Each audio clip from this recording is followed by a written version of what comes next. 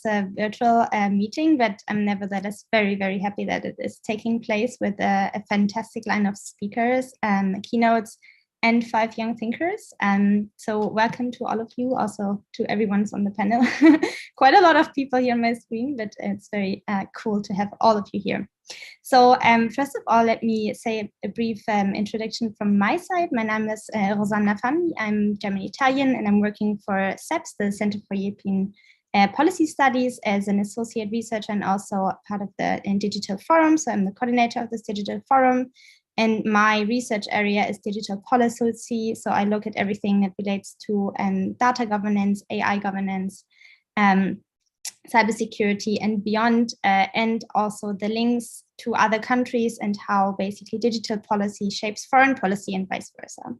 So with that, a very brief introduction, I also want to introduce the CEPS Young Thinkers Initiative that I co-founded last year. Yeah, last year it was.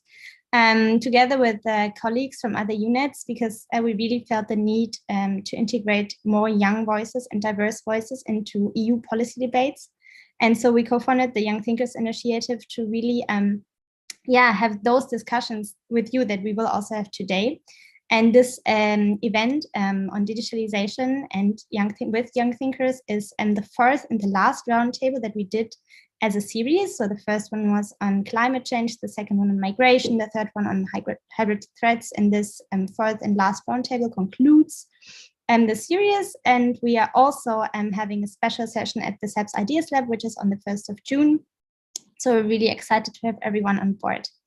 And thanks for the US mission for the generous support. So this event series is also funded by the US mission, so everyone. Thank you again for the support. Just a few words, because I really don't want to take up more time on the topic that we're going to discuss today.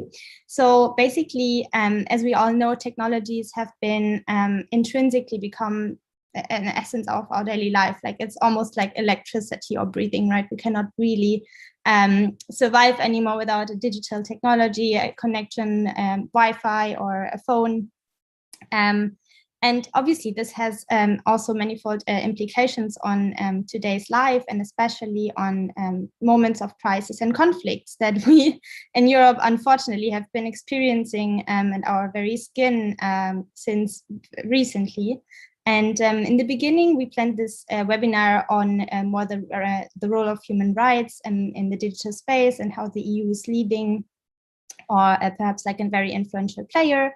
And then on the 24th of March, when I was actually traveling to the conference on the future of Europe, Putin, unfortunately, and very dramatically invaded Ukraine. And so I actually rescheduled or reframed this event, and I want to understand better. And I think this is also one of the main important topics that we need to discuss, not only in this webinar, but much more broadly in policy debates, in human rights debates. What is the role of digital technologies when it comes to conflicts and crises? So not only the opportunities, but also the new threats that are being, let's say, introduced by this ongoing digitalization. And with that, I'm very delighted and very happy that we have Valeria Iunan from the Ministry of Digital Transformation of Ukraine as our keynote speaker. So you are not only the Deputy Minister for Euro integration, and your portfolio is also the Digital Literacy National Program, Development and Growth of SMEs, New Digital Professions, and Online Children Protection, and the Digital Transformation of Regions. So a very broad portfolio, but very important things. But you're also one of the most, the youngest actually government officials. So I'm really, really happy that this is like a double perfect fit for our panel. So without further ado, I will now give the word to Valeria, and it's a pleasure to have you. Thank you, Rosanna, and thank you, colleagues. It is a pleasure for me to be together with you. Thank you for the invite. So probably let's start, and a couple of words about the ministry. The Ministry of Digital Transformation of Ukraine is the new ministry. We are only 2.5 years old, and we have a big philosophy to transform people's lives, institutions, and businesses for better with the help of digital technologies. And just a technical remark, Christia, could you please show the presentation? Yeah. Great. So before the war, we had 4 strategic goals for our ministry. It's to make 100% of public services available online, to cover all of the country with an access to the internet, to teach 6 million of Ukrainian people with digital literacy skills, and to increase the level of IT in GDP of Ukraine from 3 up to 10%. And to achieve this, we have developed the national ecosystem of digital project, which is called DIA. DIA, it is translated into English as an action, and it contains 5 different projects. The first one is a DIA application, which is about documents in smartphone and most popular public services in smartphone. Then the state portal DIA with all of the services which are becoming digital. Then a big national project on the development of SMEs, DIA Business, DIA Digital Education, a program on the digital skills, and DIA City, first virtual business country. So before the war, we have achieved great results. We have introduced the world's first digital passports in DIA application, which are complete analogs of paper and plastic documents. Also, Ukraine is the 4th country in Europe with digital driver's licenses, and actually we have many more achievements. But after the war began, we have to shift our working process by solving ad hoc challenges. Later on, but very fast, we returned to developing public services. During those 70 days of war, our ministry has become a real fighting machine, I would say. So in our DIA application, which is used by more than 16 million of Ukrainian people, we quickly launched new relevant services. For example, assistance to the army. This is the opportunity to transfer funds to the army through the charity fund Come Back Alive. Then e-document. This is a service where citizens who do not have paper documents with them can show e-document at checkpoints or to the police. Then we have developed a special chatbot with authorization through DIA to provide the armed forces with information about Russian troops, dislocation, and enemy's equipment. Then we have launched a special service which we called e-support. This is a program of state financial assistance to Ukrainians from settlements where active war actions have been taking place. We have also developed a special online game during this period of time, which is called e-Bayraktar. It is an online game in which everyone can try themselves in the role of the operator of the legendary Bayraktar drone. So this game was made generally to encourage our people.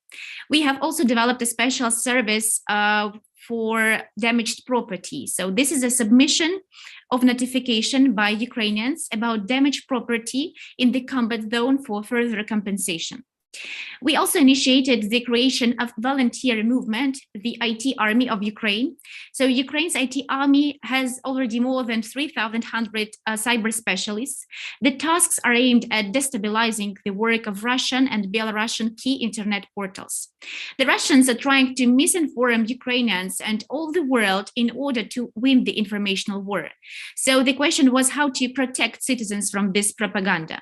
We launched DIA TV and DIA Radio in DIA mobile application, which is available 24/7 with access to a marathon of truthful news about the war. It's absolutely free. And subsequently, we expanded the number of TV channels in DIA, and there appeared special TV channels with children's content, entertainment, and information programs. Modern war needs modern solutions, and we use a lot social media to create a digital blockade on Russia. So our minister, Mikhail Fedorov, he asked Apple CEO Tim Cook to block the Apple Store for Russian citizens, support the US government sanctions package, and ban its product from being marketed.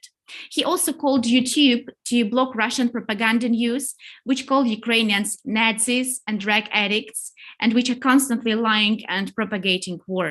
We also asked Meta to block Facebook and Instagram, and we have addressed the same requests to Netflix, SAP, Oracle, and other tech giants. In general, more than 500 companies have withdrawn from Russia. So since our topic is about digital footprints, I would like to talk about this in more detail. From the beginning of the Russian invasion of Ukraine, the Ministry of Digital Transformation of Ukraine began to collect information about all war criminals, rapists, occupiers, murderers, and those who came to seize our land. And technology really helps us a lot. To date, many Russian soldiers who terrorized civilians in Bucha and Irpin have been found. In a short time, we established all the information about these people, their profiles on social networks, where they live, and who they live with. For example, our IT army recently gained access to the data from the courier service in Belarus, through which Russian soldiers sent looted items. This allows us to understand who was in the Kyiv region and find those who sent the loot. We accumulate this information and then pass it to the appropriate authorities. We also use artificial intelligence to identify the corpses of Russian soldiers and search for their friends or relatives on social media. First of all, we want those corpses taken away from our country. And secondly, this is the part of our information campaign because Russia is hiding from the people the number of deaths of its military. Another example of the importance of digital footprint is that Google disabled maps features in Ukraine, showing the live traffic data and how busy places are, like shops and restaurants, because it is about safety and protecting citizens as the priority for us. I'm sure that you have heard about Starlink from Elon Musk in Ukraine. So our team contacted Elon Musk regarding Starlink, and we got access to the satellite internet service. We have already more than 10,100 units that were received, and the vast majority of them were transferred to the security and armed structures of the armed forces, the National Guard, police, and to the critical infrastructure. One more important initiative is the Air Alert mobile application. So just to give you the idea, every day starting from the 24th of February, the occupants' army has been firing on the territory of Ukraine with ballistic or cruise missiles located in Belarus and Russia.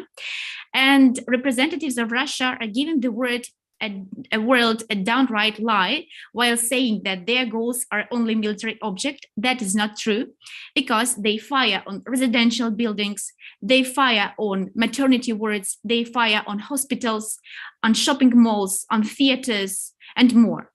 Thus, there were an urgent need for a reliable service that would loudly announce the beginning and the end of civil alarm in all of the regions of Ukraine, including small towns and villages. So the initiative of our partners of the IT sector and the ministry, we have developed the application which is called Air Alert. So we did it together with Ajax System and ST Falcon company. This application was developed in emergency conditions in the first days, and it was developed only in one day, and then it was upgrading constantly. And thanks to this app, Ukrainians in each region can clearly understand when to go down to the basement or to the nearest shelter and when to get out from the shelter. This application works even in silent or sleep mode of the smartphone. So on the second day after the launch of the application, it became the first in the news section of the Ukrainian App Store. And today, more than 5 million of Ukrainians have installed this application. And just to finalize, today, what is the IT sector of Ukraine today? It's about 5,100 companies, 40 investment funds, and more than 2,500 IT specialists. So Ukraine today is one of the largest exporters of IT services and goods and has the largest number of outsourcing developers in Eastern Europe. Such world-famous unicorn startups as Grammarly, Genesis, Bitfuel, Revolut have Ukrainian roots.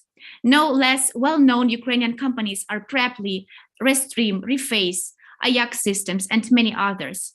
All this gives Ukraine the potential to become a powerful IT hub in Eastern and Central Europe. So to make this possible, we have launched the project which is called Dia City. This is a unique legal and tech space for IT companies. Today, more than 200 Ukrainian and international IT companies are residents of the Dia City. They will pay lower taxes. They will have better access to investment through enhanced protection of investor interests and intellectual property rights. To sum it up, because there are actually a lot of other things that I would like to mention, but since we have a strict limit of time, I just want to thank you for your support for Ukraine. We would be grateful if you could spread more and more information about war in Ukraine so that everyone knows what is really going on. And please stay in touch. Thank you for your attention. Thank you, Valeria. That was really fascinating. I learned a lot. I already read a lot about, let's say, your ministry in preparation to this event, but now I, have the first-hand insight. So thank you very much for this very lively and insightful presentation. I just have one quick question because we actually have a little bit of time. So you mentioned tax sanctions. That's a super interesting topic, I think, also for us at CEPS and also for us in Europe. And so we yesterday actually had an event with a colleague, Tina, who's one of our experts here working on Ukraine and in the foreign policy unit. Also a special thanks to her if she's listening right now, because she also is a key actor in the CEPS Young Thinkers. And so my question actually is regarding the tax sanctions and also the relationship to Europe. So given that there have been a lot of sanctions, not only those, but also in the technology space, for example, and you have received support from all major international actors, including also what you mentioned, Starlink, yet the war is still going on. So my question really is, what do you need from Europe right now or from the EU right now? May it be technical equipment, may it be tighter links to sanctions or anything else that, let's say, that would be helpful for you right now? Because as we see, the war is still going on, unfortunately. Well, first of all, we need heavy weapons. That is the first thing that we really need, because we are very thankful for all the humanitarian help and support that we are getting, and for all other type of the support. But we have to fight first, and there will be just no need in humanitarian help if we will not have heavy weapons. So this is the number one. If we're speaking about sanctions, I would say this is the embargo on Russian oil. This is also very important to us. And of course, there is now, they have been now the 6th package of sanctions from EU to Russia. So we are also thankful for that. Generally, Ukraine is a very big country and we have 24 regions.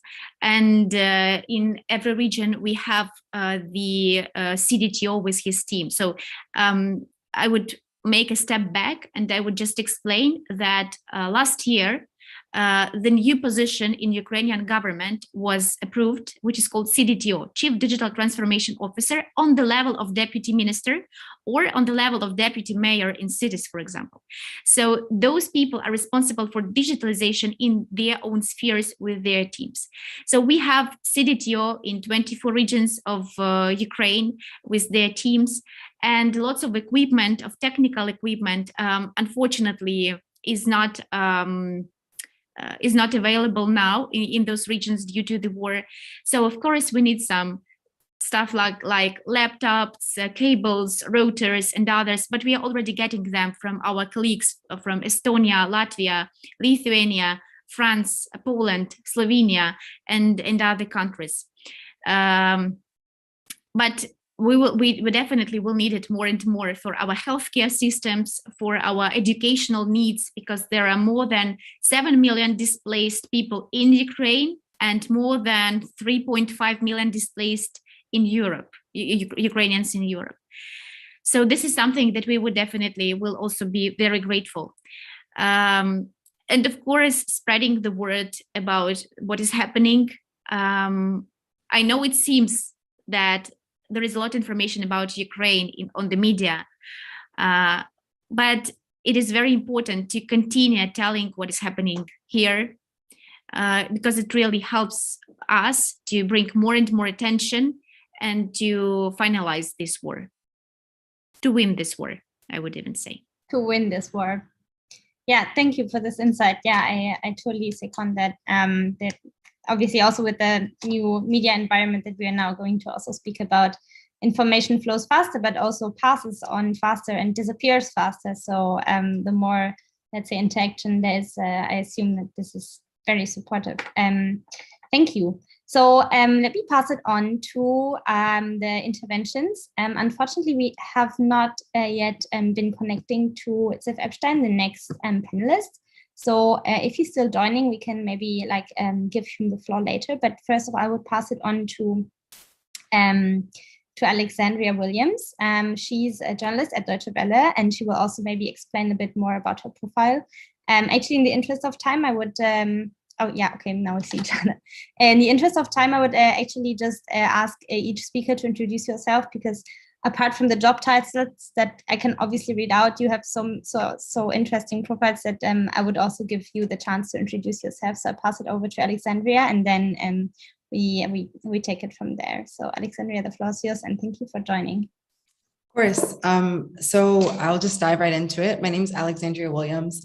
I'm from the US, but for the past, 4 to, I would say almost 7 years, I was living in China, where I got a master's in intellectual property law with a focus on IP law and blockchain administered contracts and smart contracts. And then I worked for a tech company in China. And after that, I moved to Africa, where I started writing about China-Africa tech transfers, and then also researching Africa's tech industry more broadly for a platform called Tech Cabal. And now I'm at Deutsche Welle here in Germany. So I'm really happy to be on this panel and talk about some of the research that I've done and how we can kind of look forward with this research in 2022, which is a big year for Africa.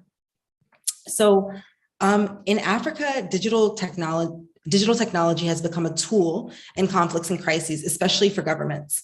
But it's no secret that China has been intrinsically involved in the digital development of African countries. Now, critics accuse China of influencing governments in Africa to use this technology for authoritarian means in times of conflict and crisis. But my research shows that the way that tech from Chinese tech companies is used depends on the nature of the country's government itself. So some governments do want to use China-made tech as a tool for digital control and for controlling the flow of information, but others just see an opportunity. So if we want to understand how this developed, we have to look at the history behind China-Africa digital tech development. China went through its own tech revolution in the 1980s, and China's telco companies were at the forefront of this revolution. So they basically helped China develop their own 4G format, which made 4G tech cheaper in China. And because of this, China was able to increase mobile connectivity nationwide. But then Chinese telecoms companies began to expand globally. And Huawei, who's talked about a lot as a major Chinese telco company, was a big expander during this time. And at this point, Chinese telcos found it hard to sell their equipment to Western nations who were suspicious of Chinese companies. But they had a much easier time selling this equipment in Africa. First, because of Africa's diplomatic history with China, and second, because China was able to issue loans for these projects. So countries that weren't able to afford this tech on their own were helped with a series of China-funded loans and grants. So now we're at this critical point where there are these countries all over the continent that are involved with Chinese tech companies, Huawei in particular. And I keep talking about Huawei because we're going to come back to that. But let's look at how the use of this tech differs from country to country. So first, we can talk about Ethiopia. One of the first things that Ethiopia's government did when the war started in November 2020 was shut down internet and telecommunications access. Ethiopia's telecoms industry is primarily government run, and Chinese companies, including Huawei, helped set it up. But one thing we have to remember is that Ethiopia is a country with a history of tight control of freedom of speech. And then we also have countries like Uganda. People love to talk about Uganda's relationship with Huawei and how Huawei's tech was used to track opposition leader Bobby Wine during the last election. And this connection has actually been confirmed. Uganda is also a country whose president has been in power since 1986. And then we have my favorite example, Kenya, because it's much more nuanced. Kenya and China's relationship in the realm of tech has grown tremendously over the past few years. And if you look at it, Huawei technology is used at almost every level of Kenya's tech sector. That includes with private companies, handsets, data centers, cameras, you name it. But Kenya is also a country known for monitoring internet usage and jailing people for speaking out against the government online. And there are even laws that facilitate this. But the way that Kenyan authorities have jailed people based on online activity has been through monitoring Twitter and Facebook posts, not necessarily Huawei-assisted technology. And last, we can look at Nigeria. So from 2021 to 2022, Nigeria's government banned the use of Twitter in the country. Then Buhari, who is the sitting president in Nigeria, and his administration reportedly met with the group that helped construct China's Great Firewall to see about implementing similar systems in Nigeria. So you see, they sought China out. So these examples are important because we should be careful in giving too much credence to narratives that point to China as a source of increased digital authoritarianism in Africa. This might be the effect, but it's not the primary reason why China exports tech to Africa. I think these examples show us that the way that governments in Africa use Chinese tech in crises and conflicts has to do with the makeup of the government themselves and the leaders of a given country. So we should be putting more pressure on leaders instead of individual companies. And we should be paying careful attention to this. And then on this note, we also need to take a look towards the future of digital development between China and Africa. These examples I use as reference point, but something more significant is brewing, and it's an area of interest for me as a journalist. So I've recently become fascinated with Huawei data centers because Africa is on a path to this digital revolution that everybody likes to talk about. And as these digital developments speed up, these countries need data centers to host user data. And data centers are also a key element in e-citizen projects that are part of a lot of African countries' development targets in the next 20 years. Huawei has been a driving force behind data center adoption in Africa over the greater part of 5 years. And they've used the very same tactics used to market their telco hardware years ago. Last year, Senegal even opted to move all government data to a Huawei-run data center. So lately, I've been asking myself, what happens to the info stored in these data centers? Is this info secure, and how will governments use citizen data? And I'll just conclude by saying that 2022 is going to be a big year for conflicts and crises in Africa. There are wars brewing across the continent. There's a fuel shortage. There are 9 different elections set to take place. Rainfall is low, which is affecting crop yields. And as we grapple with these questions in the year ahead, we should look with an eye toward how governments and non-state actors will use digital tech to influence these conflicts and crises, particularly digital technology. Thank you.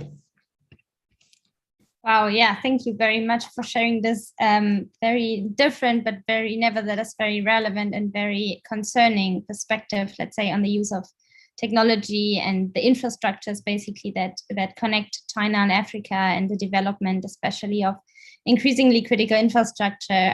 There would already be so many questions after those 2 presentations, but I will pass it on now to give us yet another continental perspective, this time from South America / Geneva, from Pedro Maya.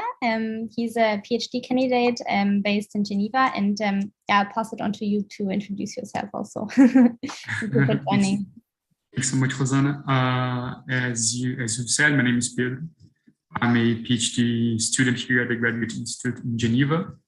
I'm researching technology and also how it helps and how it affects security governance. And what I'll try to bring here today, as Rosanna mentioned, is more of a continental view of how conflict, security, and crisis, they get overlapped with digital politics in Latin America.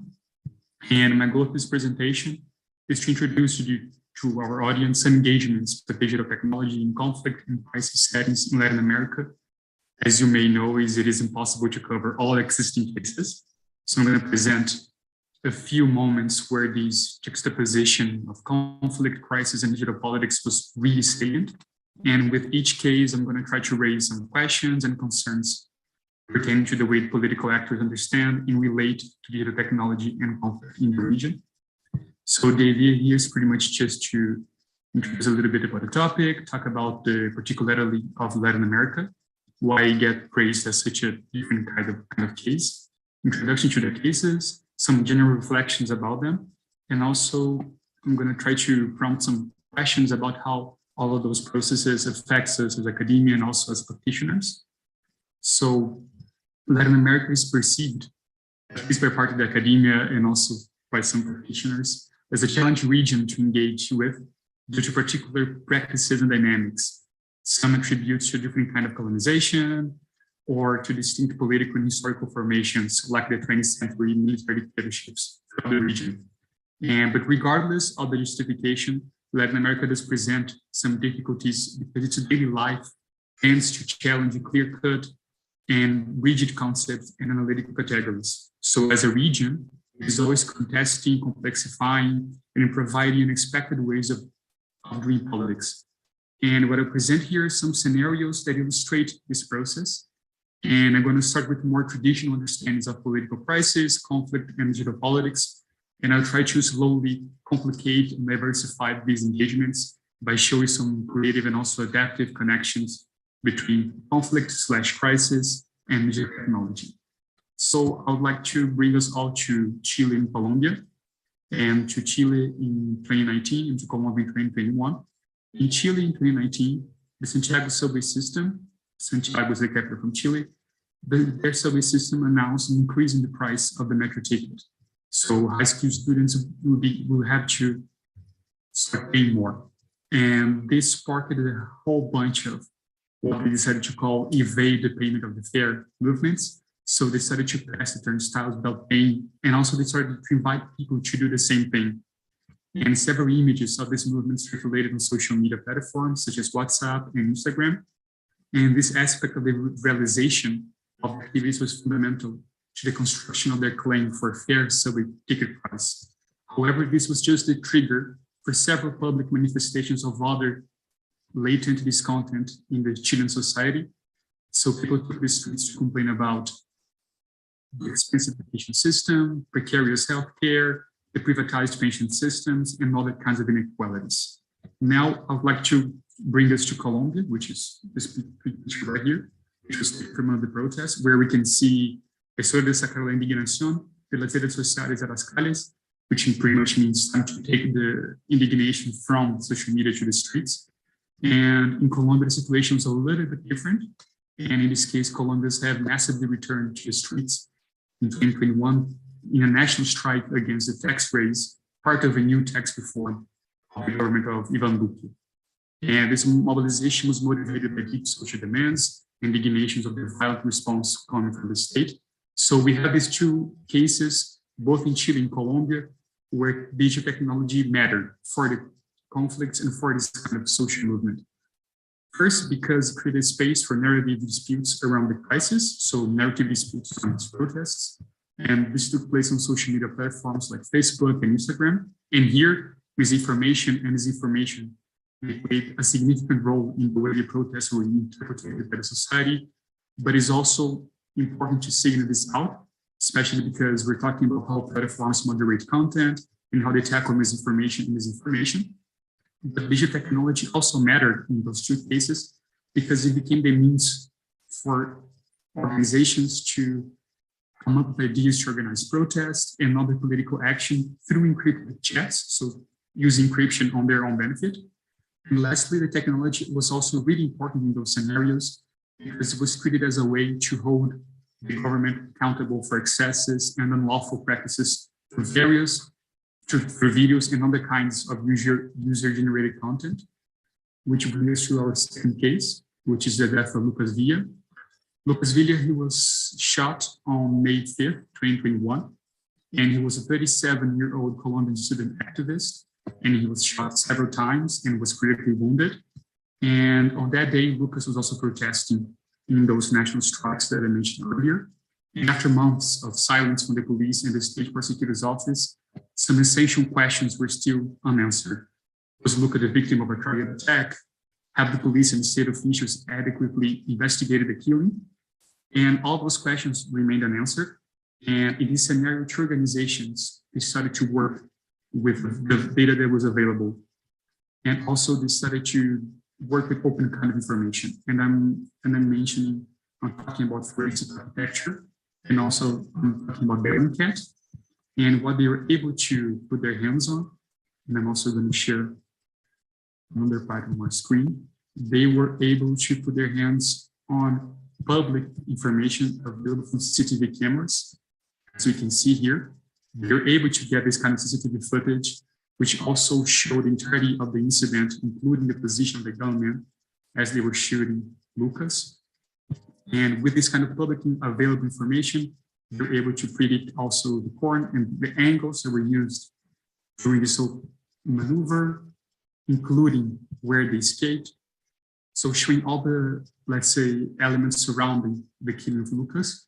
And this is, for me, and also as I see it, also really important for the way we understand digital technology, because it moves digital technology from this place of being just a tool for communication and things like that, and poses technology as also an actor, and also puts technology as another way of dealing with the daily occurrences of violence in Latin America.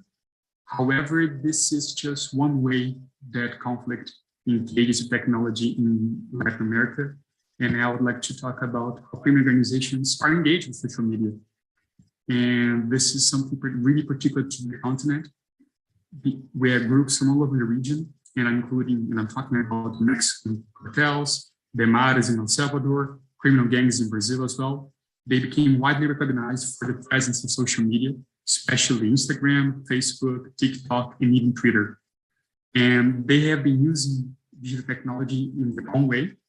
And each case has its own particularity, of course, but in general, these examples, they show how the digital side of our lives became a space for commercial transactions. They do sell drugs online, but they do not only that. So the online sphere also becomes a place to publicize the luxurious and dangerous kind of culture, which I think I try to showcase with this picture, which I don't know if you can see it, is from Michoacan, which is also part of a territory controlled by the cartels. And they show guns which are completely shiny, and sometimes they use silver and those kind of like more luxurious materials. So the internet and the digital becomes a place for these kinds of statements. However, other times the digital can also work as some kind of archive for those organizations, which is something that is more creative and also kind of unexpected. And here I would like to bring you all to the FARC website. So FARC, the armed force, the Forças Armadas Revolucionárias de Colômbia, so the Colombian Revolutionary Armed Forces, which now doesn't exist anymore. However, we can still access their website through the Wayback Machine. We can look at press releases, we can look at agreements, we can see how they understand the peace process that took place there in the last couple of years. So this is also one way of engaging in digital politics in conflict situations, as a way to solidify one specific reading and one specific understanding of the conflict. And the second case, which also deals with the way of technology becoming this kind of archive, it's called Baú do Tráfico. Baú means chest in Portuguese, and tráfico means trading drugs and drug trafficking. And what they do here on Twitter, they pretty much curate content related to traffic from Brazil. So you have a picture of important actors or important people. Sometimes we even show their jewelry, as we can see here. And for me, and that's at least I understand this kind of engagement with digital technology, it goes beyond just using it as a way to portray a luxurious lifestyle or to sell drugs, but it also becomes a way of engaging technology in the sense of not only, which is something for me interesting, not only obey to what the net demands us. So we can see those groups following certain platform strands. They use hashtags. For instance, they post pictures. They try to follow what's done on social media, but they also engage with technology so that it helps them in their own terms, in their own way. And of course, this also raises a series of issues. So when it comes to policy, you can start thinking about how does the state act upon the scenario, what can be done when you have groups populating the internet, but also engaging with it, what kind of challenges are introduced with the digital dynamics, and how do we adjust to that? It also raises questions when it comes to platform politics. What about the content moderation? What about the terms and conditions when you have people showcasing guns and expensive cars which have direct ties to criminal activities? What is allowed and what is not allowed on those platforms? And lastly, it also raises some questions when it comes to surveillance. Can we resist to this kind of widespread intrusive data machinations? And also, how can government organizations engage with this kind of data? Or also, how can we protect from any kind of intrusive practices? So I think in general, those are some interesting cases to get our discussion going. And I'm looking forward for the comments and questions. Thank you so much. Thank you very much, Pedro. That was a fascinating insight from a totally different, let's say, aspect, but I think it reinforces again this, let's say, statement, let's say, reverse the statement that technology is neutral, because your case really shows that technology is absolutely not neutral. It's almost an actor itself, and how other actors and also platforms, are regulating and using technology has a tremendous influence on what we're seeing online as well as offline. So thank you. That was really fascinating. I'll pass it on now to Mint. I hope I pronounced it correctly. I'm really, really grateful for you to join us on this panel. You maybe want to also introduce yourself, but I just mentioned that we as an analyst at Access Now, it's a digital rights activism group, basically, or NGO. And also you're based in Thailand instead of Myanmar, but you will speak about the case of Myanmar, so I'll pass it on to you. Thank you for joining. Thank you so much. Thank you for having me here. I mean, I'm so happy, to be part of this discussion. My name is Wei Pyo Min. I'm originally from Myanmar. I've been working as a digital rights activist and digital rights advocate in Myanmar for the last over 5 years. But earlier this year, I joined Access Now, which is a US-based digital rights organization for the Asia Pacific policy analyst. So, but right now I'm leading, for Myanmar country lead. For the security reason, yes, I recently relocated to Thailand. So now I am based in Thailand on a temporary basis right now. Yes, so thank you, for all the others panelists, for their very interesting presentations and insights and etc. I find it many of them are quite relevant, and also we also have experience, pretty much similar situation in Myanmar as well right now. So I think many of you might know about currently Myanmar is basically we are now kind of in the kind of mid of the revolution against the military coup. So we experienced military coup earlier last year, and then now it has been a little bit over a year. People have been resisting this military rule. Physically and also digitally as well, on the digital platforms as well. So just before we are going into these the impacts of the digital coup, and then how digital technology tools has been used in this resistant movement against the military coup and etc. So Myanmar, the digital development, technology development etc. I would say about the reform of this telecom sector started in around 2013 and 2014. But less than a year, in 2021, we experienced this a military coup and etc. So all the kind of a development, we have already achieved, so far in the last 8 to less than 10 years. Basically, everything's kind of right now the stop. At this moment, we are unlike this is not the first time we are experiencing the military coup in Myanmar. So we had Myanmar has been the country, on and off, under the military dictatorship, for many decades, for more than half of the century. But this is the first time, I would say we are experiencing digital authoritarianism, and also basically the full blown of the digital coup.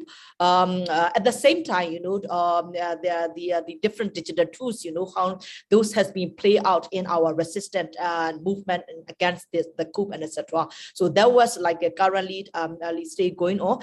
But I think we learned a lot. I also learned a lot from the Ukrainian experience and etc. So the situation, even though we are right now in a very a serious conflict and crime situation, but unlike the Ukrainian, because for the Ukrainian, this is the conflict is the invasion from the outside the country, right? They still have their own government supporting them. They still have their own government protecting between them.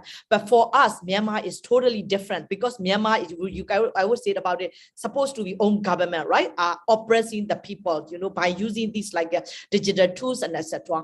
So the first thing, you would see it about it like because this Myanmar military has been kind of like it's a notorious, military. They have been committed, all the like different crimes, including crimes against humanity, even the genocide and etc. So right now, like as soon as they commit the coup, on the first date, the first thing they did it shutting down all the internet access, including even the television channel, or the private like a radio channel and etc. So that was the first thing they did it. Like even like we opened the internet access, but they still have a kind of like a blogging the websites. Now they have already blocked like thousands of websites right now. So they call it like a whitelisting stuff. They only whitelist some of the websites which are not necessarily relevant to the political issues or like a media and etc. It's just they only whitelist this website, and then they block the rest. So that's include all the like social media platforms like a Facebook, Twitter, Instagram, TikTok, all are basically blocked right now in Myanmar, and also all the new media's site as well. So like right now, like the people inside the country, they can only access to these sites by using these like a virtual private network called VPN. So recently you might even heard about, they are even trying to pass a law which will criminalize the use of the VPN, because right now the VPNs are kind of like the only way, only method people can stay be online, can stay access through the internet and etc. So so that's what they have already done, right? And also even like they have already been doing the like a very systematic ways to be able to stop people access to the internet. They even already waste like more than 100%, 100 times like of the mobile data price. That's what they have already done. But in addition to that, you might also heard about, they have been issuing, kind of like a warrant arrest for, and right now like more than 10,000 right now people for their social media post. Like they even put the screenshot of their Facebook posts and etc. And then these people, they don't even gonna identify who their real ID and etc. They just issued out this like arrest warrant to this like a Facebook ID owner. So this they have been doing it since the very first day. And then like and then they also had been doing it like right now, different like surveillance tools, to be able to harass people, intimidate people, and then to be able to kind of like monitor all these different movements and etc. So that was like a pretty much linked to this like I think like the Huawei involvement and etc. So that's why I'm saying about it. Everything is quite relevant, but currently what is going on in Myanmar. And then the other one is like, for example, this is what's like what like military junta has been doing in, using these digital tools to oppress people, right? But when we look at about the private sector, unlike like where we just like learned, from the Ukrainian experience. Unfortunately, for the Myanmar case, we don't really have like very little, kind of like engagement from the private sector, both local and international entities and etc. And I would say about it, very few support, from these like private sector, especially in the issues of the Myanmar. So the one is like a very typical, very kind of like a significant experience I would say about it is Telenor. So Telenor is the out of the 4 operators in Myanmar, Telenor and then Ooredoo, the two are the only like a foreign, owned 100% foreign owned operator in Myanmar. The rest 2 are already being like a link to the ownership of the military, and also kind of like even the either management is also under the military and etc. So Telenor, you might heard about, is a Norwegian company, and it owned by the like a majority owned by the Norwegian government. So last year, they announced they are going to sell Telenor Myanmar to a company. Previously, they said that they mentioned about they are going to sell it to a Lebanese-owned, farm company and etc. And then like earlier this year, their final say has been done, but actually Telenor sold to the company, which is as a strong link to the military and also to the company, which has already been linked to this the EU and US sanctioned. So there were public outcry, against this sale, because at the very beginning of the coup, we trust Telenor more than the others operators, because others operator has already have a link to the military. We are concerned about the privacy and the data protection of our data, telecoms data and etc. So that's why we trusted Telenor, and then we encourage people to use Telenor than the others, the operators and etc. So this kind of that sale, of the Telenor is literally a kind of, we feed about it they kind of basically kind of destroying our trust in them. And then they also since the very beginning, we've been trying to engage with them, but we've got a very little engagement from that, to be able to understand about which kinds of data they have stored, which kinds of data they are going to hand over to this a new owner, which has a strong link to the military, and that their mitigations plan, which will definitely have an impact, because these data, all will be basically, we are concerned about that this data will be used by the military in monitoring people, in arresting people, and etc. We have a strong evidence.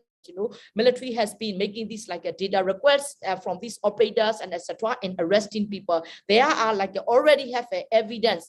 This data has linked to this a real harm.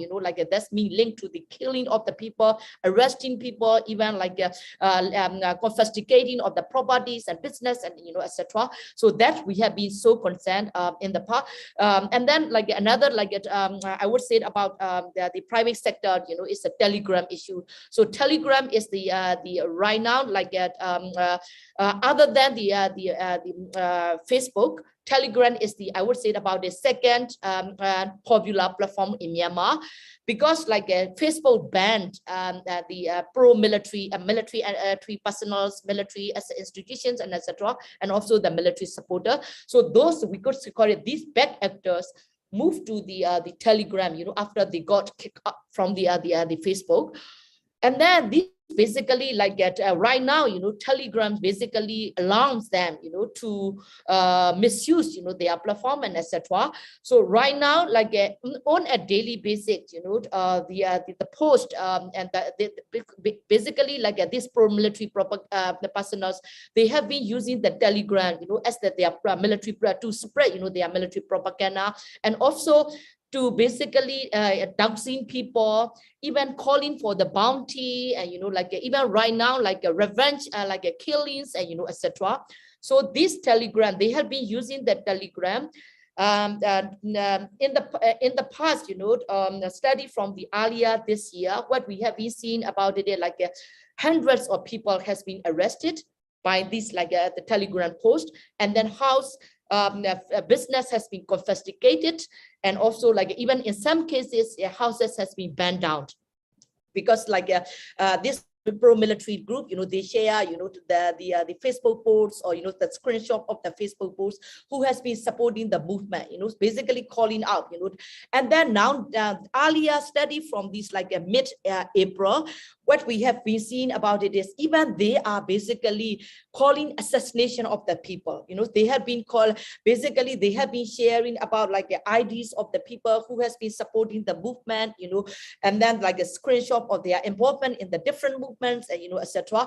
And then giving out their home address, their location, and etc.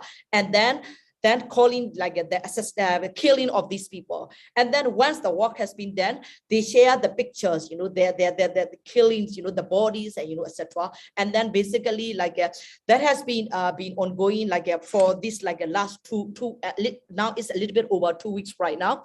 So in the past, we had been engaging with the Telegram. So far we haven't seen any response, from the Telegram side at all. Even like we have seen it about a zero moderation, and then we have seen it like a zero engagement, from the Telegram side, like for our efforts, to be engaging with them. So that was basically like I would say about it like a private sector side, it's kind of like some significant examples, how these like different like platforms and that different digital tools has been affecting on the impacting on the link to this like a real world harm. That's what we have seen on the ground. And then the other point I just want to mention about it is like especially the use of the digital tool. It was much more, I would say, about a positive side. Basically like unlike like a previous resistant movement against the digital coup. Because right now I would say about it like the movement, this spring movement is also getting some benefits, these like digital tools and etc. as well. So previously, the military was so easy, to control the flow of the information. They just shut down the phone line. They just shut down the like media houses, like they arrest the journalists, and then everything's done. But now, like everything, like this, people stay finding a way, to get access to the internet, and then the flow of the information is stay. We can stay see, and then like a public debate has been going on. Mobilization has been going on, and also we can. It's not that kind of like organized. We have seen in Ukraine, but somewhat, kind of like a crowdsourcing funding. We can raise, through these like digital tools and etc. And also we can have a link to this like a Burmese community outside the countries and etc. So that was like a kind of like these different digital tools, digital devices has been basically kind of like helping us, to keep the momentum of the movement. Right now, like you would see about it, quite a serious oppression is going on. A lot of like villages, the whole villages has been burned down. On a daily basis, people have been shot, and people have been killed, and people have been arrested, and etc. That is going on a daily basis. But still, like even after a year of the coup, I would say about it that the military cannot rule the country. We stay seeing about strong presence.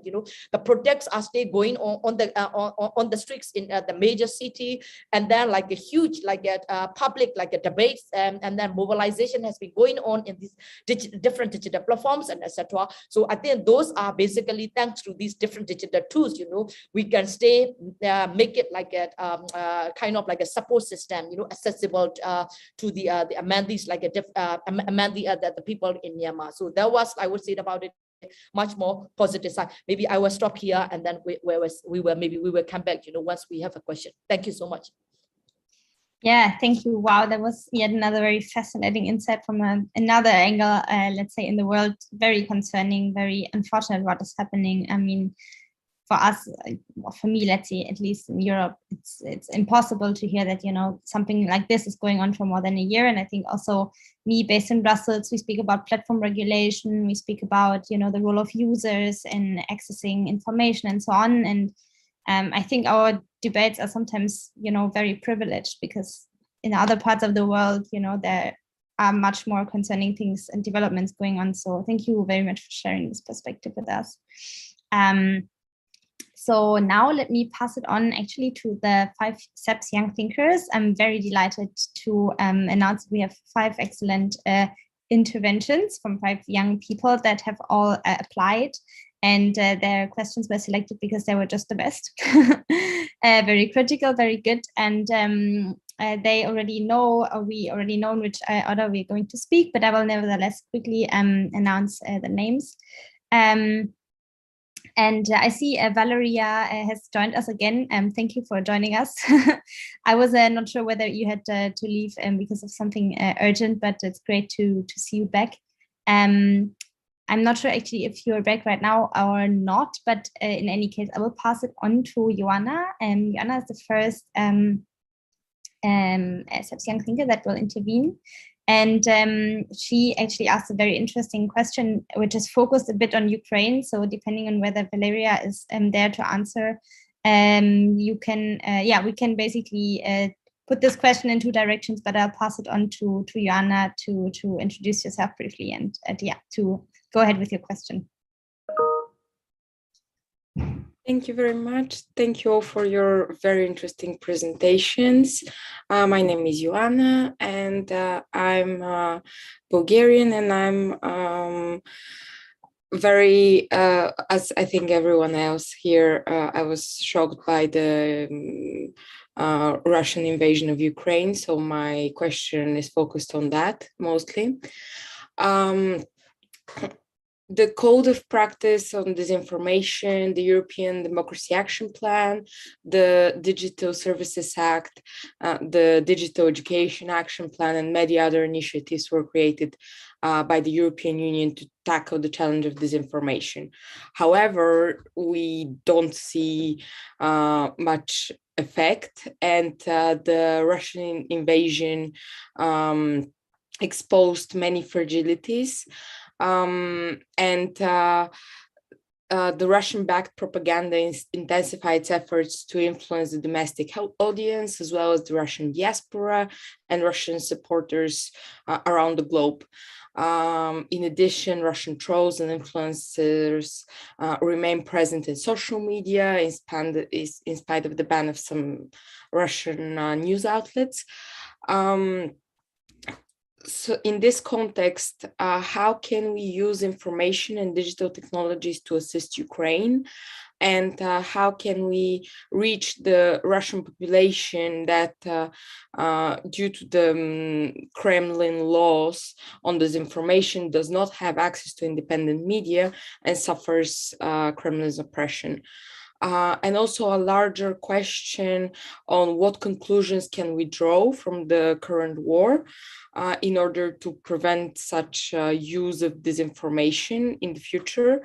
And maybe another question on the repercussions of the war around the globe, and especially in Latin America, and how the governments reacted and how media reacted, especially. Thank you. Yeah, perhaps we can pass this question on to Pedro, because I just saw that Valeria has actually not joined. It was one of her assistants. So perhaps we can ask Pedro to briefly reflect on the question and implications, also perhaps, yeah, on the future use in general. Thanks. Yes, thank you so much, Rosanna. Thanks so much, Ioana. Unfortunately, I'm not the best person to discuss Ukraine, and I'm really sorry for that. So I'll try to do what I can with your questions, which were really interesting and really insightful. And I think there's also a question about content regulation and the rules and terms of conduct in big platforms, which they pose several issues and several kind of like controversies. So for instance, Russia maybe has advertised or has posted something which is known to be a lie, but as long as it's not affecting, as long as it is not breaking any kind of rules and in terms of behavior from digital platforms, sometimes it's hard to enforce that. These platforms, sometimes they have their hands tied in the sense that it may be a lie, but since it's not infringing any kind of rules, there's nothing they can do. However, there's something that I've been hearing a lot about, which is digital literacy, at least. And this is something, and now going to Latin America, which also has had a lot of issues with the war in Ukraine. The Brazilian President Bolsonaro decided to visit Russia in the days before the invasion, created a lot of controversies in that. But also going to the point of digital literacy, I think this can be not a solution, but at least as a way to train people on how to engage with the kind of news that they see, that they relate in daily uses of media. And this includes not only us, which is the younger part of the population, but also older people. And I've been noticing around the continent, what they're doing, sometimes they grab famous people from television, famous journalists who are already above 50 or 60 years old, and they're inviting those people to teach on how to check news, on how to check information. So maybe digital literacy can be a way to, at the same time, tackle misinformation, and also to tackle the inaction that we see from a lot of big platforms and digital platforms, including Asia. So I don't know, maybe there's something there digital literacy that can be helpful and can be solution for our way out. Yeah, thank you. I can totally second that. I think digital literacy is one of the key fields that everyone now is speaking about, also in terms of research. And actually the North American speaker, CEPS Stein, he was just publishing a study on this topic. So how trust, misinformation and digital literacy are all kind of related, and how this obviously also influences then the dynamics that are happening on social media when it comes to, for example, sharing information on war or on other topics that perhaps are not really verified. So I think, yeah, and probably everyone has also some case of, I don't know, people in their families or people in their larger environments, basically, that are not really familiar on how to use digital media because they didn't grow up with it. And I think that's something that really should be much more addressed, not only by institutions, but also by NGOs, for example, for trainings and so on. So I think this is, definitely a really important point. Okay, let's move on. The next question, I would like to invite Niklas Johan to go for it. He has a very interesting question on digital constitutionalism. And please briefly introduce yourself and go ahead and ask your question, Niklas. Thank you, Rosanna. And thank you to all the speakers as well. So my name is Niklas. I've just relatively recently graduated in Edinburgh in technology law, doing my LLM. So I'm coming a bit from the law perspective, but I'm sticking with the theme of disinformation. So I wanted to ask, so with the fight against disinformation in current crises, that has received more attention again, and also the responsibility of platforms to do something about disinformation has received more attention.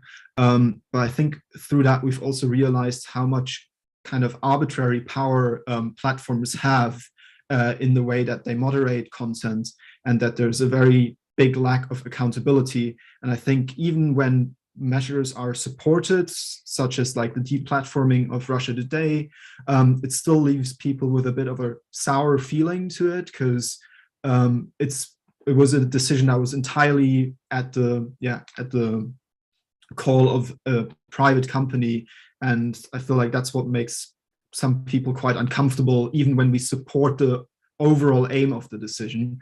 And so some people have proposed that this concept of digital constitutionalism as a response, where basically a platform will develop its own constitution, maybe in coordination with its users, that kind of reins in the powers that the platforms can take, and puts somewhat safeguards on the rights that users have towards the platforms as well.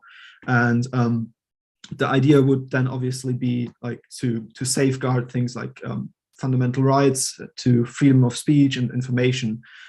So my question concretely would be what constitutional controls should we put on the fight against disinformation on social medias to avoid arbitrary decisions and create accountability for decisions taken by the platforms, but then maybe also in reverse, what digital constitutional safeguards on content moderation online could maybe be suspended in the interest of enabling swift responses to disinformation campaigns and preventing further escalation of armed conflict. So here I'm thinking a bit kind of the digital equivalent of a state of emergency, where digital guarantees could temporarily be suspended in the such as review procedures being shortened to allow content to be taken down quickly, and then also to maybe be more lenient towards platforms making mistakes in these times where we acknowledge that it's very hard to make quick decisions and quick calls. I'm not sure who of the three speakers would like to answer. I think each of you might have an interesting perspective. I think I would love to, I don't know if I can answer that question, because there are a lot of things to address in there, but there are some things that came to mind as you were speaking. I think that your line of thinking is really interesting, and it's really really far ahead of its time. I don't know if it's necessarily the responsible of governments to regulate disinformation online. Not that they. Okay, the reason why I say that is because regulating disinformation gets into the territory of restricting freedom of speech very often. And in China, that's done very often where the government says, okay, you're spreading lies or you're spreading libel according to our standards. So you're now in jail, or you're now in a black hole somewhere. So that's the issue with that. But I also don't think the internet is set up for something like that. I think the internet run by companies, they act in the interest of shareholders, as we see with what happened with Twitter. It's not about users these days with these big platforms. So I think a different sort of internet needs to exist in order for there to be some sort of digital constitution. And in the tech world, what people are discussing to kind of facilitate this is Web3, like this concept of a new web that's run by users and where users set their own protocols.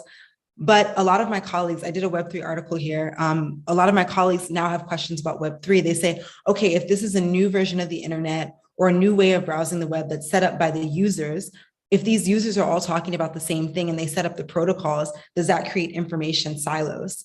So, this is a really difficult question. And I think that disinformation and stopping disinformation is a constant battle. And I guess I'm biased as a journalist and I'd love to keep my job, but I think that's where the role of journalists come in, taking that information very quickly, and we're getting more quick about it. And at Deutsche Welle, we have a team that's doing this.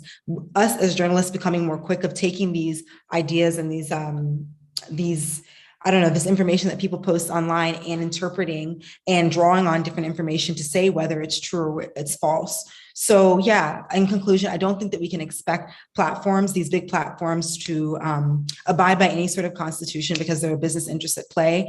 Web3 is a great mechanism to explore for how digital constitutions can work on a smaller scale in smaller communities. And I think that the role of journalists is really important in combating disinformation online.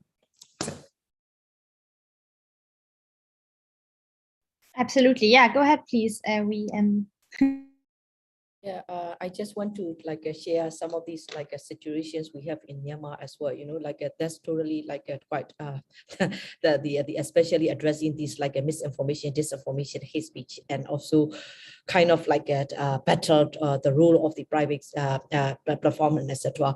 So you would see about definitely we don't want a military or the Myanmar government to regulate our online presence and our online content, right? We don't want the government to regulate the private sector because we are concerned about, we don't really have any safeguard protecting our rights to expressions and etc. So especially that we are concerned around that might end up giving the authority to the government to regulate our online content and etc. And also, so that's why I would definitely agree with the Alexandria. Is this a constant kind of a challenge for us? And also I don't really see it until this point this digital constitution etc. I don't really think that that is also kind of kind of when we need it right now, because depending on the region, depending on the situation of the countries and etc., the needs, the urgent need, and also even the urgent response, and also the situation is quite different, right? So for example, before the coup, we are talking about it, even when we are engaging with the Facebook, the point you would be engaging about it is a transparency, apps transparency, because especially we really wanted transparent, especially the time of the elections and etc. We really wanted who is running these election related campaigns, who is funding these campaigns and etc.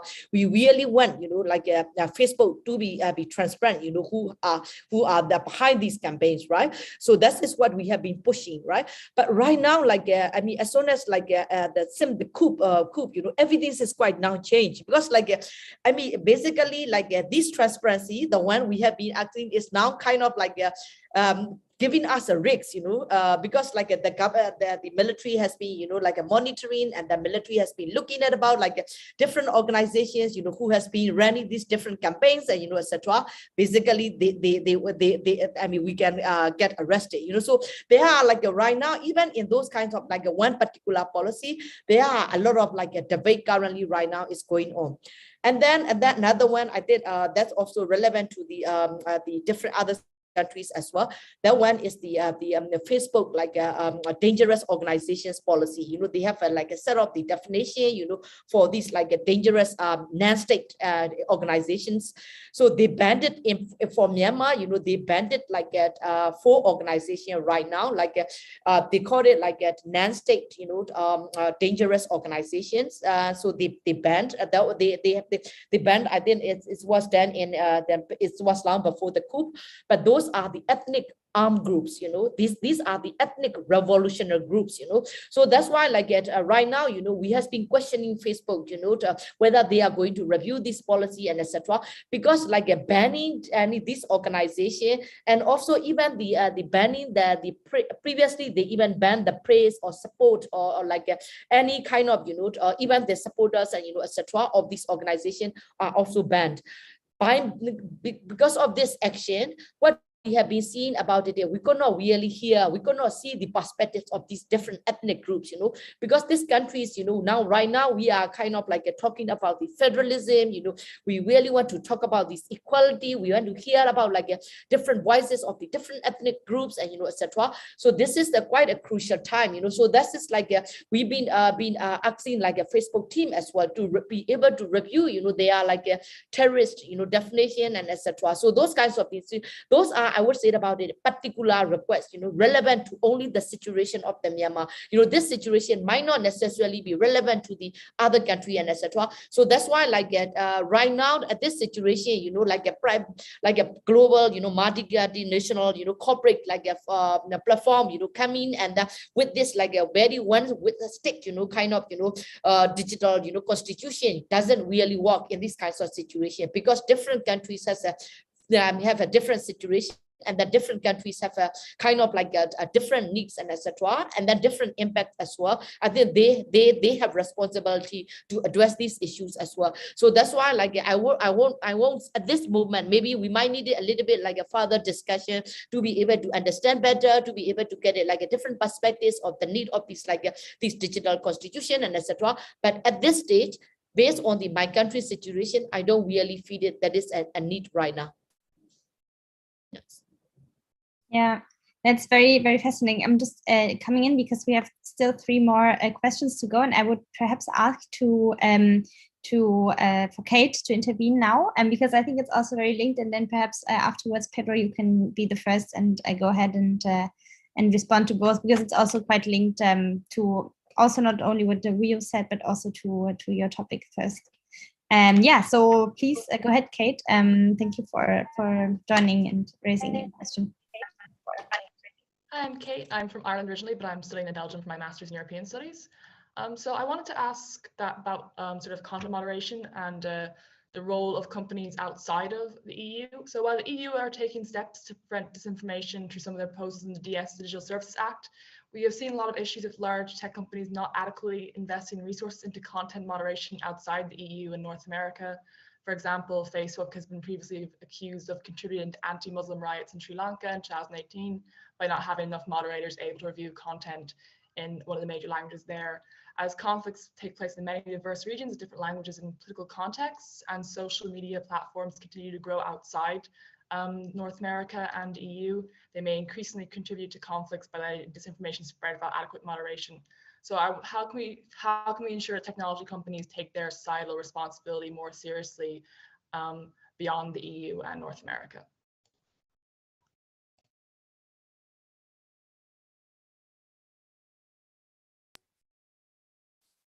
Should I go? Okay. Yes, so on that, and also I think you'll end up also echoing some points that Alexandria brought up in her talk. I think there's an issue that lies somewhere in between the company's business model and also how they think about their terms and conditions. And for instance, the idea of having a really open avenue of discussion between user and company sounds amazing. And I think this is pretty interesting, but I'm not so sure to what extent the companies would share, let's say, their algorithm, or if there is some kind of algorithm accountability so that users, or at least users who are aware of how it works, would be able to, I don't know, explore and see how the algorithm behave. That would be really interesting to see how this would work. And I think this also brings us back to the point that Kate answered a question when it comes to disinformation. There's still a lot of issues that also stem from the company's business models. Let's say Facebook has a 0 rating situation where they just don't charge. You can use Facebook in Brazil, now Peru, without having any kind of charges related to that. So it becomes really hard to kind of fight in moments when you have companies having this kind of power. But I believe that pressuring them to be less opaque and to be more transparent with their data, be more transparent in how they decide which kind of content it's allowed to exist in the platform, that would be great. And I'm also talking about documents and also other kinds of ways of publicizing the inner workings of those organizations. This would be, I think, ideal. But again, I'm not so sure to what extent they're really to share this kind of information, since they can be kind of sensitive. But I think a good way to start would be demanding more transparency. Yeah, why do you want to maybe also say a few words about the case of content moderation, because I assume this is also a big issue in Myanmar, right? Yes, I think because previously, definitely you might see it about the quite a very a serious situation, especially the Facebook in Myanmar was the internet, people don't use others website and etc. So they use Facebook for all the various reasons, for the various purpose and etc. And then you might see it about in the last in the last five years, we have been serious issues even a link to the genocide, you might see it about different cases and etc.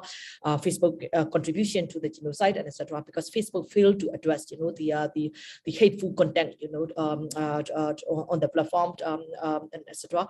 So with that, we have been dealing with the Facebook. We have been engaging with Facebook in the past as well. There are some progress, and then you might see it about there are some country-focused specific policy in addressing them and etc. But still, these content issues are, I think, is a kind of an ongoing challenge, I would say, because it's not necessarily kind of, it's just quite challenging, and then quite depends on the situation, right? Quite difficult, for a private sector as well to be able to address. So that was. And then right now, after the coup and etc. So the security is a kind of the one of the major issue, a digital security, data security, and etc. So that right now, what we have been trying to engage with the different platforms, Facebook, Signal, Google, and etc. And then I think that I mentioned about Telegram as well, right? So so far we haven't really seen it any a zero moderation, from the Telegram side for Myanmar. And then I think they make some progress in Ukraine. I think Ukraine is the only country so far what I understand about it, but they don't engage with the any local civil society groups and etc. So right now a lot of Telegrams contents has been leading to the arrests, killings, and revenge killings and etc. all sort of crimes. But I think this is a huge serious situation. We still need to address. But the thing is that especially the content situation, right? Basically, we could not really see it a collaborated approach, by the different platforms, Facebook, banded, these back actors, they identify these back actors with the head of the local civil society groups and etc. And then they kid them out, right? And then these back actors move to the others platform. Right now they are using the Telegram and etc. And then there are a lot of campaign, the grassroots campaign, calling Telegram, to address these issues and etc.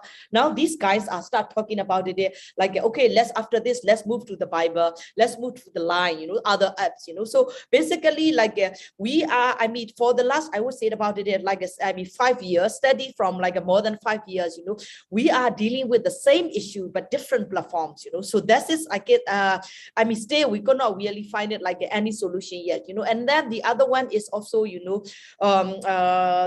content, which basically doesn't which basically not affecting our free speech, like a free expression and etc. as well. So that is also another challenge, because like right now for the Facebook, they have like an AI moderation and etc. But there are a lot of contents are kind of like taken down because they thought that these are violating their community violence and etc. And then we have to basically kind of to ask them again, to review these contents and etc. Because this day, that's what we have been seeing about a lot of like contents has been taken down, then a lot of like pages or accounts has been kind of like restricted, etc. because of this like the AI detect and that they decided about is violated their community standards. But that's also another challenge we are facing now.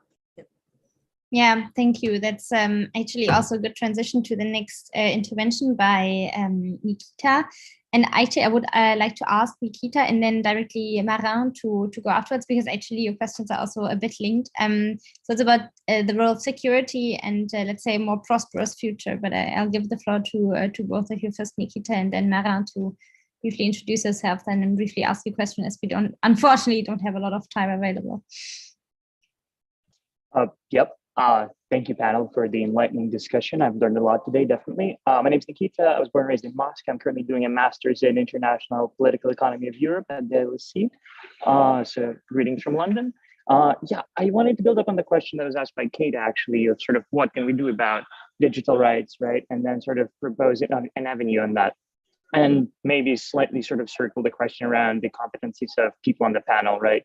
So my question is, what is the EU's Brussels effect role in future harmonizing of digital human rights in Europe? And I'm stressing here non-EU Europe as well.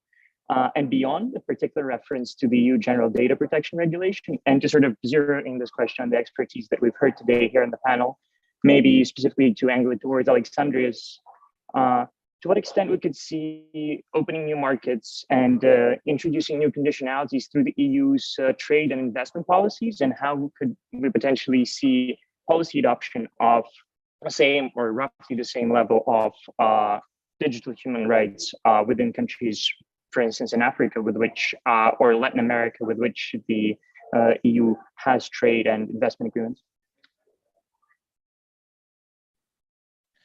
And I guess I'll go on. So thank you very much for this insightful interventions. My name is Marin. I'm a master's student in environmental policy, and my question will be about the place of social media in our democratic processes. So I have the impression that there's rising concerns regarding the negative effects of social networks and a strong political will to increasingly regulate the social media. I'm thinking about, for instance, about the EU very recent Digital Services Act, and other voices go even further, such as Barack Obama, who said in last April that our new information ecosystem is feeding some of humanity's worst impulses. And in this context of war in Ukraine, social media tend to provide biased information to polarize our societies, and I would say to fuel a society of emotional feeling rather than reflection. And in this context, how can social media still contribute positively to our democratic process, especially in peace building? And if yes, how can they do that? Or are we actually trying to regulate them only because we cannot shut them down? Thank you very much. Yeah, very good, challenging questions. I don't know who wants to take one element or all of it, but please go ahead.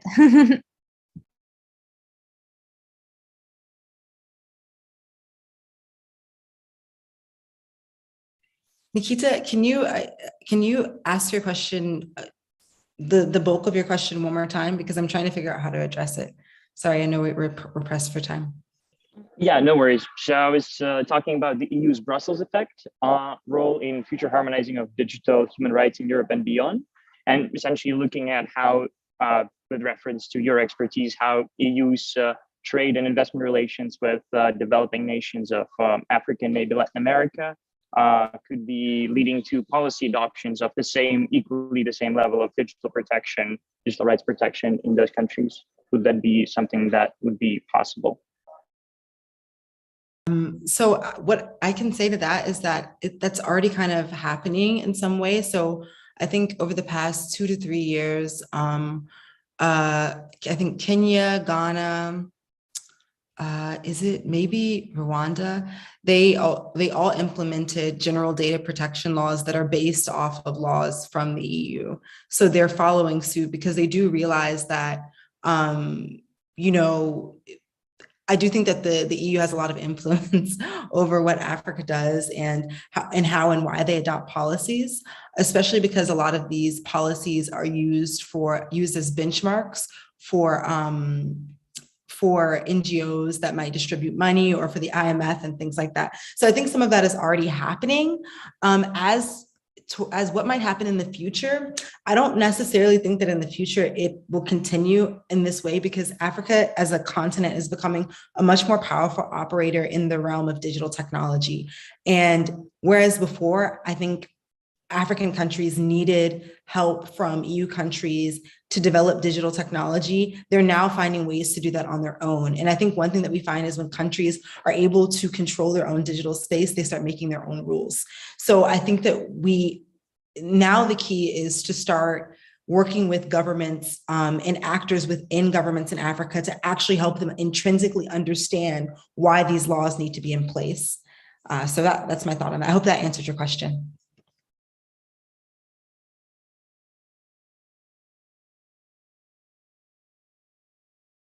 Yeah, Marin question. I think I may not be necessarily like addressed from the Ukraine experience, but for Myanmar experience, you know, I think I would say about it's slightly different, right? But for us, you know, because we've been under this like a very oppressive government, and then we don't really have like any safeguards, you know, especially like for our freedom of expressions, and you know, and also like data protection, privacy, and etc. So that's why we really wanted like a kind of like a less interference, you know, from the government side right now at this situation, right? Kind of, you know, we don't really want that the government regulating the private sector. So that was kind of right now our position, right? Even when we see it about it, there are a lot of issues need to be addressed by the private sector on these social media platforms and etc. But still, you know, we are trying to engage with the private sector, and also so we are trying to make them see, you know, they also have responsibility, you know, to make sure about their platform users have safe kind of online space. And then another thing is when we are talking about, right, we talk about a Telegram issue, right?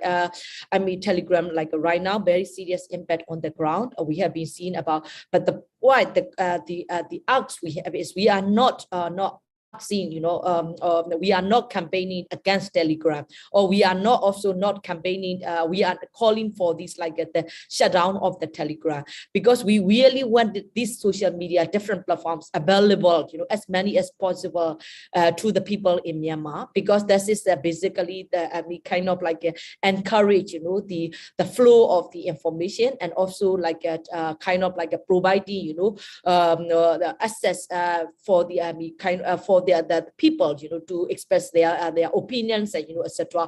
Definitely, we don't want it, but we don't want these platforms, you know, being got shut down, or you know, platforms, you know, leaving the market and etc.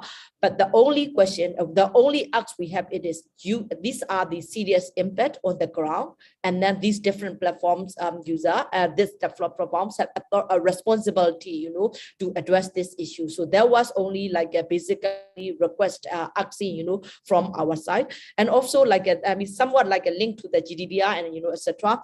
So you will see about the Telenor is the kind of for us is, you know, I mean, very unique example, you know. Telenor is the European company, Norwegian company. So we trusted them because they they have the obligations to the GDPR and etc. Right? So with that, they thought that we thought that, you know, they might be more kind of responsible, in dealing with their user status and Myanmar. But at this situation, they kind of even although it is a European-based company, but they don't really comply, their practice or the obligations they have in Europe market, European market, they don't apply it to the market outside Europe, so this is kind of like a official, situation. So that's why even before the coup, because right now at this situation, we don't have any government. So that's why we are not advocating a legal reform and, etc., because we are not engaging with the military. We cannot even recognize the military as our government. So that's the situation. So we cannot talk about it to have these a GDPR, similar regulations in Myanmar and etc. But of course, before the coup, we had been encouraging the government. We have been pushing the government, to have proper regulations pretty much similar to the GDPR, and also we have a oversight body, for these government data requests and etc. And then so that to be able to regulate it these telecodes and etc. So this is but at this situation, I would say about it totally, we are in a kind of I would say about end of the world. We are totally a very chaotic situation and etc. We don't even have the government, so that's why we at this point we are not talking about the legal reform yet. So we only engage with the private sector right now. Yeah, thank you. I hope this a little bit addressing your questions from my perspective. So sorry about I don't have much perspective from the others market. Yeah. No, that was brilliant. Thank you so much. I'll pass it on to Pedro for any concluding remarks, as we're already over time, but it's such an interesting conversation and question answer session. Yeah, please go ahead. I just want to react to what Maha asked. And I think when it comes to social media and context and democratic context, it can be a harmful kind of relationship. Yes, 100%. Especially when it comes to disinformation. But on the other hand, it also can be, and now I don't know if this is just me being really optimistic, but I think it can be a tool for something else. So at the same time that we have certain, let's say, harmful engagement in social media and surveillance practices, I think there's also room for other things to be done. And for instance, on Twitter, a lot of people were creating some kind of way to, while being users, be able to do some kind of algorithmic accountability with Twitter's own algorithm by creating pictures and seeing how it parses the pictures through the code, seeing how the Twitter algorithm ends up prioritizing certain kinds of content. And also, I don't like to go into details, but I can also talk about the many organizations that are using Facebook, Twitter, and even also WhatsApp as ways of organizing and kind of trying to hold onto maybe the good sides of this kind of technologies. But I think there's something there everywhere now. They're getting more ubiquitous as time passes by, and we have to find good ways of engaging with it. Kind of.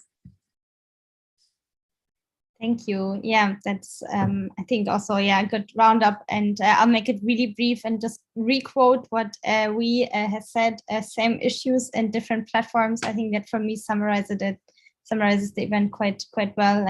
There's so many things that we need to still talk about and tackle, and some of the things we already discussed today, and I'm really grateful that all of you have joined and also stayed 8 minutes after the discussion. It was really fascinating. I will send a quick email so that if anyone wants to connect to anyone after this, please feel free to stay in touch, also with me obviously, and with all the young thinkers, and perhaps we'll see some of you also at the CEPS Ideas Lab. So yeah, with that, I'll conclude the session. Thank you so much again for joining. It was a real pleasure to hear from all the different angles of the world, and all the best with your research or work or whatever you do. I think the work is extremely important right now, even more right now. And yeah, have a wonderful afternoon, everyone. And thank you again for joining.